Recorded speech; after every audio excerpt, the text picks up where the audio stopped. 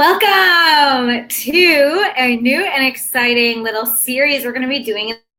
I'm calling it the Give It the College Try Real Talk series. So here's where I'm coming from. First of all, yes, I coordinated my outfit to go with the new series we're doing. Go Badgers. So I just first of all want to thank everyone who took some time to watch my video on Thursday. Last week I posted really the hardest part of my personal journey and how it's, impacted my ability and run a business and become a thought leader with you all. And so I shared some of the realities of my college experience that were tied up in eating disorders. And again, how that has changed the way that I look at my mission, my life, and my business. And it wasn't easy at all for me to share. And so it meant so much. I got way more messages than I ever anticipated with people, sharing their own thing, right? That thing that they're so focused on and maybe a little bit obsessed about, draining them and bringing them down. And so I knew inside of me somewhere that sharing would bring more creation, not only for myself, but for some of you. And so getting that feedback, seeing that evidence really, triggered even more inspiration in me. And I sort of alluded to the fact that I do love college graduation season. College was not all just, counting calories and going to therapy. I had a great time in college, such a great time that many college advisor. So anyway, that feedback of, we need more real talk in this group. And then also knowing that it's college graduation season, I have decided to launch a series this week only, building up to the end of the college year. That's going to dive into more of the real conversations that we need to be having, experiences that I've had and my clients have had that can bring more light to really commencing of our lives, a new season, a new work role for ourselves. So I would love for you guys to be joining me. We're going to have at least 4 more live videos this week.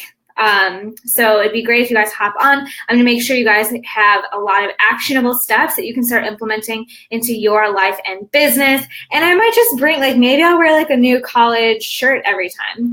Bucky is with me today, but I've got a lot of other college apparel that I could and it's fun. It's, I love getting in the spirit of things. You guys know I love celebrating everything. So today's topic that I want to talk to you about is unconventional ways of earning money and succeeding. Now, I kind of alluded to this on Thursday. Growing up, I did all the right things, right? I got really good grades. I hung out with the good kids. I was class president. Of course, I college, even at college, I took on a lot of leadership roles. And what I kept seeing was just more and more opportunity to work hard. And I thought that was the way to succeed. Okay. And has anyone else ever been taught or believed that in order to get ahead, you have to work hard? Right? Work hard, do your best, make yourself proud. Those were things that were really indoctrinated into me. So of course I excelled in and, that was something we talked about, the eating disorder piece. But I also did, still earn good grades and got on the dean's list and checked all the boxes of doing a good job. And I also had more than 3 jobs while I was working. Because again, I wanted to earn some money. I didn't want to be in a ton of college debt. So I took the college opportunities I could. I worked in the lab for minimum wage. I worked in a mailroom for minimum wage. For minimum wage. And it took a lot of my time. Okay, you can imagine I was going to class, I was going to all of these jobs. Oh, and then I also did the interesting role of being a resident assistant or a house fellow. So I literally, I lived in a dorm and I was responsible for 60 to 70 undergrads, kind of like the house, the floor mom, police. I don't know if anyone knows what I'm talking about, but that role was literally something that I breathed, showered, studied. I had to be so responsible for my floor. And in return, they gave me food. Okay, so I was hustling. I was like a hustling like entrepreneur or something, but all I was working towards was, ultimately I was studying psychology and I wanted to get a service-based job. So it was just so clear to me now that I had a traditional, conventional view of my time, my money, and my energy. And that was, I have to do a lot. I have to give a lot to just get enough. And here's the other thing I noticed, sure, it was nice to have those bi-weekly paychecks from all my jobs coming in so I could pay for food that I wasn't, being given in some of my jobs, or I could pay off my loans, pay tuition. But I also realized that it wasn't a whole lot. Like, it wasn't thousands and thousands of dollars every other week, although I was putting in so much time and effort. And I remember getting really angsty at one role that I was working at because I was doing really good at it. I was in my administrative role. I was like a secretary, and I was, creating systems and being productive and being organized. And I just kept getting more work. Like, I'm sure many of you who have worked in a cubicle or a 9-to-5 or, worked for the man have realized that no matter how good of a job you do or how much you achieve in those roles, you always earn the same amount of money. So like that wasn't great. But again, I was doing all of this so that I could graduate and get an amazing service-based job with my psychology degree that was going to help people directly, that was going to change the world. So, I thought I just had to pay my dues, do these hard jobs or these, minimum wage jobs. So when I graduate, I would be, the well-paying service jobs. But that is such a hoax. Like, it is such a hoax now to think about the work hard, get experience so that you can get a good service-based job. Like, it just doesn't work that way. And so I realized after kind of getting into the system as a college advisor, which we're going to talk about more this week, that there are ways to earn money and be successful. I was just so committed to the traditional path and sticking to convention and making people proud.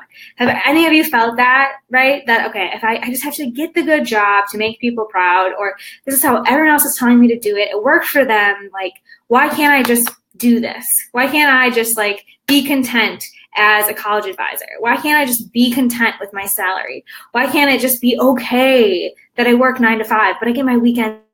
Have any of you ever felt that? Because I definitely, when I got into the workforce, was like, this is what people want. This is what I work so hard for. This is where I thought I wanted to be, but why can't I just be content with what I've achieved? Okay, it was because I was, again, working a lot, doing a great job, and not seeing anything change in my position or in my income. So what I started to realize was that I didn't have to time for money.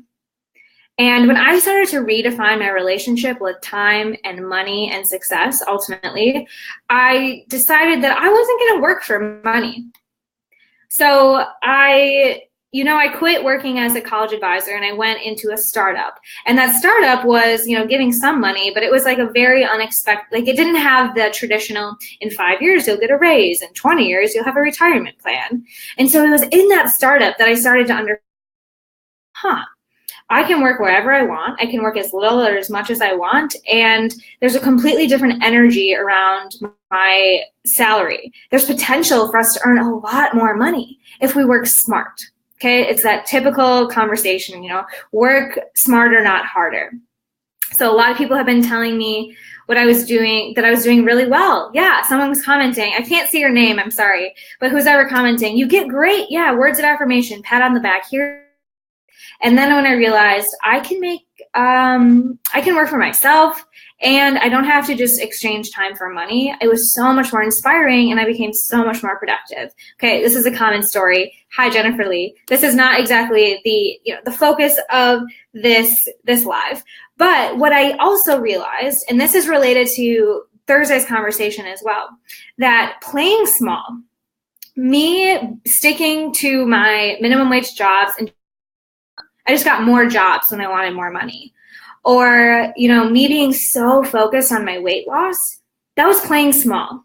It's playing small to look at, this is my one goal, I'm sticking to it. It's playing small to say, I'm just going to keep taking on more jobs. It's playing small to say, I'm just going to be a solopreneur and I'm only going to focus on my one thing that I think I want to offer the world. It's playing small to only be focused on 10K a month. And playing small is again, I mentioned on Thursday, if I had used some of my time that I put into the gym, into networking, or into starting a business, my finances and my health would be in a very different position, I would imagine. You know, if I had taken the hours and hours, I was working like 20 hours a week in college into starting a business or being a freelancer. You know, there were so many other opportunities that I took the conventional options, right? Working people do. Everyone goes in debt. Like, you just have to work hard, and these are the lessons you need to start learning. Well, we don't have to adhere to that. Okay, so what I want to talk to you guys today are unconventional ways that you can be earning money and succeeding. Because once you change the way you think about time and money, and also work stability, I could go on a rant about that, because I also realized jobs that I had in college, just because I was comfortable with getting bi-weekly checks, they laid off other students. They said, no, we don't have space in the lab for you this summer. You got to find a different job. And so even though some of my peers, I mean, I was fortunate I didn't get laid off until my adult life, which, I mean, it just all goes to speak to these ideas that we think conventional wisdom is going to give us a job, give us a paycheck, and we're safe and cozy. And that's just not the reality. And it never was. It's how that, you know, who the hell knows what retirement funds are going to look like. I'm so grateful that other generations have been taken care of, but I can't even believe that because I put in my time, I exchanged my time for money in a regular conventional job, you can get laid off. Your retirement fund can be taken away. Social Security is going to end. Like, we have to be thinking about how to earn money and take care of ourselves outside of the traditional boxes. If you guys are with me, please drop a comment, because I know so many of you in this group are sensing that. We cannot depend on our JOBs, just over broke. That's an acronym. Get yourself out of yours, right? Okay. So here are some unconventional ways I keep alluding to that you can start earning money. And let me warn you, first and foremost, that you will miss your bi-weekly checks. Nice little cushion. It's a nice thing to know, you know, if I slack off this week, I'm still going to get paid. I can still go out on Friday, right? But once you start to, again, redefine your idea of success, understand that the more that you give, you can actually receive more. It's possible outside of traditional systems. So I want to talk to you guys. I want to give you guys a ton of value today and talk to you about 3 unconventional ways that you can start attracting new business clients without it being emotional and predictable, because it's so true. Like I just said, it's great to have the predictability of a check from your JOB. So I want to help you guys set up for more predictability, less of that roller coaster of like, great, is this month going to be a 0 or is this month going to be a 30K? And there's, you know, a lot of ways that people go looking for clients or business. You could automate funnels. You could run Facebook ads. Could be featured on your local TV. You could run a discount. You could look for affiliates and referrals, but that is not what I'm recommending to you guys today. I've got 3 things you haven't really heard about or thought about. They're outside of the box. They're not the 9 to 5, but they will absolutely bring you new leads. So get your notes ready. Here we go. If you're ready to break convention, be a little rebellious. I think it's interesting. Someone just called me a rebel, and I would have never put myself in the rebel or the non-traditional or the unconventional lifestyle. But I totally am here. I'm still wearing my college hoodie and, you know, doing having my little goody two-shoe-ness. I understand that, but I think it's really interesting to realize that it's not just for the crazy people. It's not just for the rebels. It's not for the naughty kids. It's not for the people who failed. It's not for the people who aren't good enough. Thinking of smartest people and the ones that are willing to shake up the status quo and know that they are not going to they're not going to stay stuck at the job working for the man with no real security. Okay, so here's what you guys can do. Number one, no one's talking about this. Quora, Quora.com. How many of you guys have ever been there? You log in and it's almost like Reddit, but it's much more smart, to be honest. Reddit's fun and entertaining. My cousin who got on the first page one time and was like a great claim to fame. But Quora will let you post smart questions and have smart people answer. And when you open your account, you can add in, your job title, your expertise, if you have got any social proof, but really just like, how do you want to be known on this platform? And then you can start going and finding relevant conversations that you can speak to that relate to your business. So I know people who themselves as like a technology expert. And they go in, and there are so many people asking questions like, how do I reinstall my Macware? You go, you comment. They are so grateful. You say, if you've got any other issues, you could definitely hop on a call with me, and we could talk about other issues you're having with your systems. Okay, you take it off Quora. You guys have an enrollment call or a sales call, or you talk about the services that you have and how you can actually help them so that they're not just posting on the internet hoping Joe Schmo. So that's an amazing strategy. It can work for so many niches. You could be a travel blogger and find people that are looking for recommendations. Hop on there, get engaged, answer their questions, and then also understand that this could be a sales process, that this could be something that brings you business or leads if you continue the conversation. It's also just going to build credibility. It's going to expand your network. It's going to also help you see what are the literal things that people are asking for. What do people can't find it? Quora is an amazing place for you to do market research, start engaging with your ideal clients, and then maybe even transitioning it into a sales conversation. The other thing you could do, which is kind of like market research, is pose a question yourself. How many of you are struggling to find clients on demand? Or how many of you would love to multiply your online business? What's the strategy that's not working for you? Or how long have you been stuck at your current income, right? These are all things that you can be posting. Conversation, understand the heaven and the hell that people are in, and then you go talk to them about it right there online, or be designing conversations in your Facebook group or in your program that is speaking to what real people are talking about.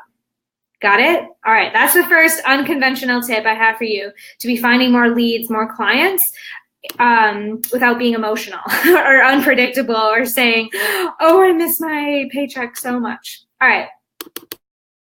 Been around this group for any amount of time, I'm a huge proponent of influencer marketing. So I would be silly of me not to mention the power of getting featured on other people's blogs, of being interviewed in other people's Facebook groups or podcasts, even combining email lists with people by doing some sort of summit, featuring someone else on your Instagram account, right? The more that we can share platforms, share audiences, the more that you establish and literally have people lining up to work with you. And these are the exact strategies that I give my clients, because I don't want it to be an emotional roller coaster. I don't want us to be chasing people. I don't want us laying awake at night wondering, where's my next dollar coming from? Should I go back and get another crappy part-time job?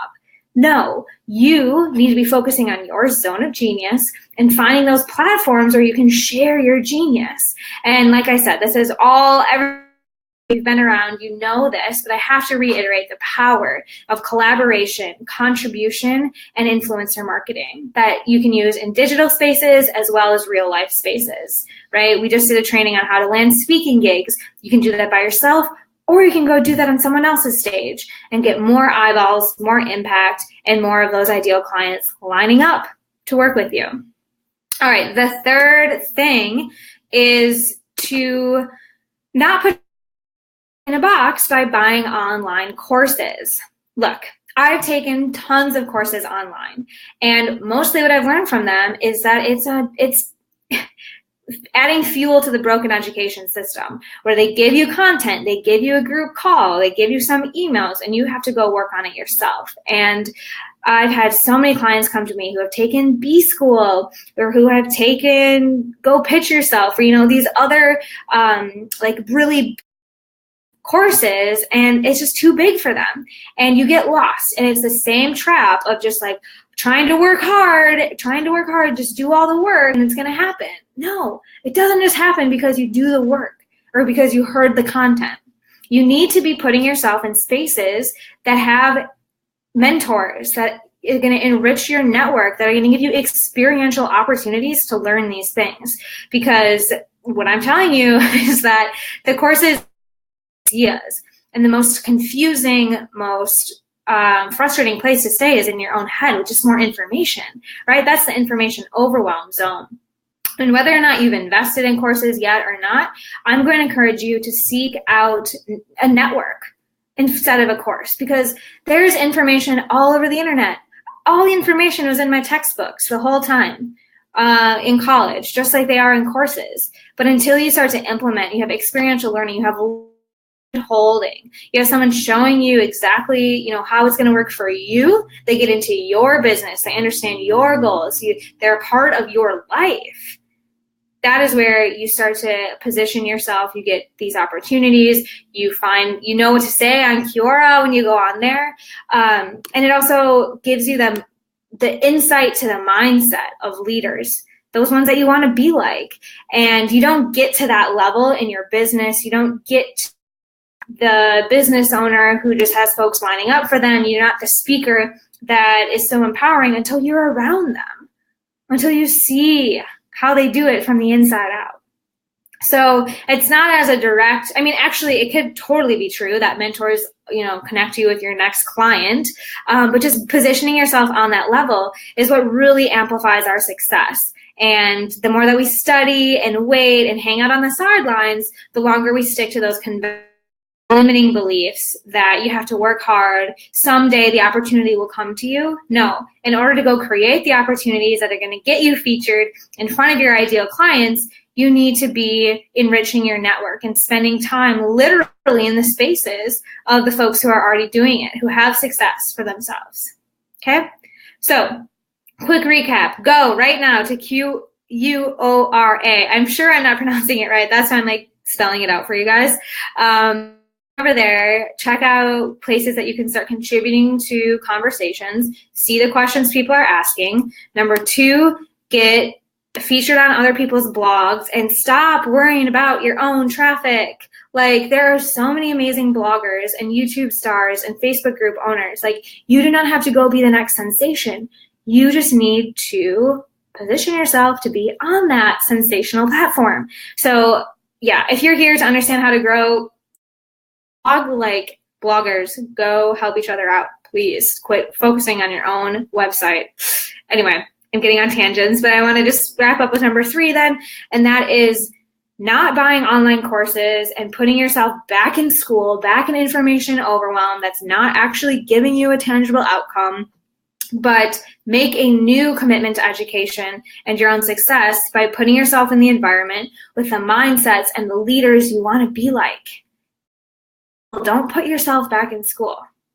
Okay, so I'm curious if you guys are with me. I hope you take those pieces of advice to heart this week. But also, I'm curious, what is one small way you can think outside of the box and excel in your business this week? So I told you guys, one example was my eating disorder, and I was just so focused on that one goal that I couldn't see everything else that was happening around me, or that opportunities that were presenting themselves. Now, like, if you're so focused on the paycheck, you are going to just, we need to fall in love with the process. And so an unconventional way of earning money is to fall in love with a problem, fall in love with contributing to the world, fall in love about what is your ideal client asking for, and the money is going to come. But it's not going to be the traditional every other week. But guess what? That's not what you wanted. That wasn't fulfilling if you're still listening to me, okay? So think about what is happening around me that I can change up or that I can be more aware of. And I hope that those 3 ideas that I gave you maybe spur some inspiration for you to start thinking outside of your box. Because one of the most disappointing things I see my clients get in trouble with, and I have gotten into in my business, is putting myself back in a box. Like, there have been times in my entrepreneurial journey or my career that I've way more hours than I did at my other job. And I found myself stuck inside, like tied to the computer all the time. And I was like, am I making another cubicle for myself? Well, how did I get back in this like conventional philosophy that I have to work harder in order to take a day off, or in order for people to respect me, or in order to be good enough for a podcast?